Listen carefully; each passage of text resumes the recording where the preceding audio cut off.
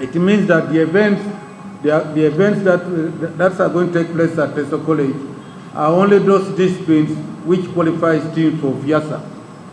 Now, these disciplines are handball, volleyball, basketball 3-on-3, netball, rugby 7, and athletics. So there are going to be 6 disciplines in one place. Now, previously, we were also combining it with non-Fiasa qualifiers. Those are the activities we would do, but the teams don't qualify for anything. They don't qualify for Fiasa. So we came to realize that if we had to bring all those disciplines together with the Fiasa qualifiers, the total number of participants would be 11,000. I hope last time when the president called the press conference here, he elaborated on why we had to separate, because to get an area which can accommodate 11,000 participant kids will really be a problem, and we will have a problem of administration, management, and so forth. So we had to scale the number down. So we are here only to draw for those disciplines which are Fiasa qualifiers. We are assuming that each team will play equal number of games. For example, if I may give an example of netball, where we have 80 teams, and I think they're in a group of 10 groups? Group of 8. There are 10 group of 8, and each group has got 10 teams. They are likely to play, each team will play 9 games. That means when we play, previously we would play, then we got a group of 32. Then those who have not qualified would pack and go home. Maybe they have only played 3 games. So you have driven the whole way from Kabale to Soroti. You only play 3 games and you go back. This time around there is no going back, because we have what we call classification games. A certain group goes to another level, then the level below start fighting for their own position until the end, until we get the 80th position. So it means every school or every team will fight for a particular position, rather than bundling you up and you go because you haven't qualified to another level. You remain at the venue. That's why we are saying each team will play 9 games. And I think that's good enough.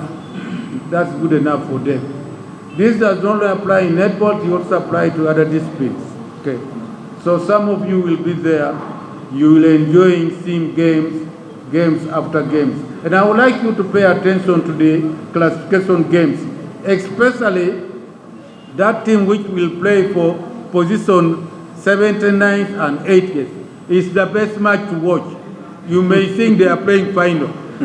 Those are the best matches to watch. You may think they are playing final, because every school wants to go home with a particular position. So without talking much, I know he's going to explain certain things. I would like to thank At my voice to welcome here. We are going into the draws, and as they have mentioned, netball will be fast. We have tried with the technical team to come up with the flow chart, and as the CEO has mentioned, we looked at value for money and made sure that people play many games.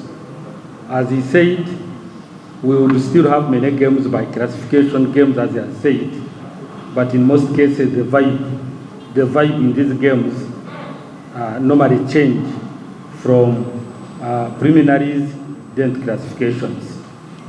So we have 80 teams, and the 80 teams have been divided into 8 groups, and each group is going to have 10 schools. We are going to have Group A, Group B, Group C, Group D, Group E, Group F, Group G, and Group H. Those are the 8. Universal tree, as netball family may call it. So these trees are developed by the family of netball, and when it comes up, we just adapt it.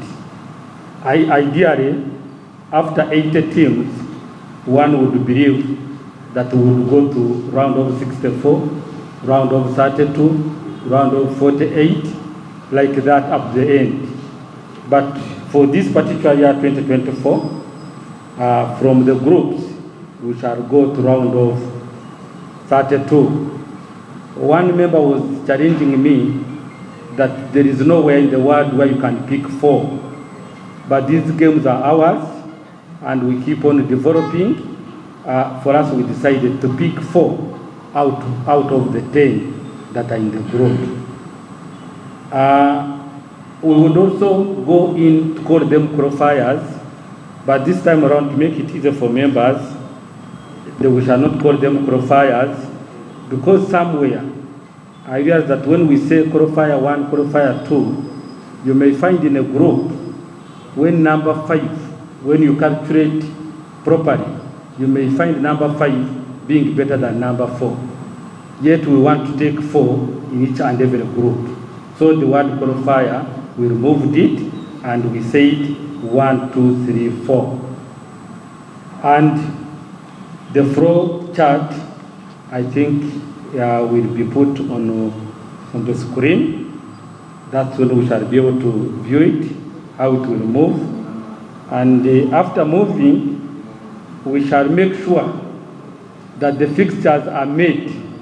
Right, wall protection, we shall put the champion of last year will take on Group A, and the runners-up will go to Group H. And that's how we shall move. I will request Mario to give us a list of the rankings as per last year. Chitende was our champion last year, and the runners-up was St. Noah Secondary School. So St. Noah Secondary School goes to Group H.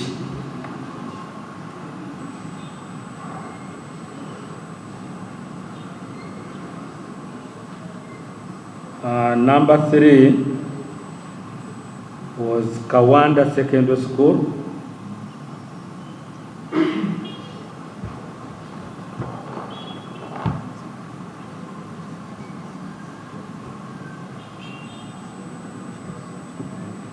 Kawanda Secondary School is Group D.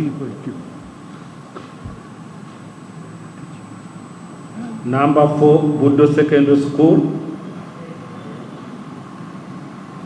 Number 4 was Budo Secondary School. What? Group E. Number 5 was Green Light. The draws have been, I can say they have been fine for the sports. That most of the schools, their new schools have just come in for the first time. Their schools have been here for a very long time. But then it is giving chance to students, the new students, to come and face off in these games, ball games too, to showcase their talents. As Kakungulu, we have 3 teams that we are taking. That is handball boys and girls and netball. Being the defending champions of handball boys, we are still going back to see how we retain that trophy. Since you are even the champions of East Africa, that is handball boys, we are going to fight for that trophy and retain it. We are prepared that we are to travel. That is tomorrow morning.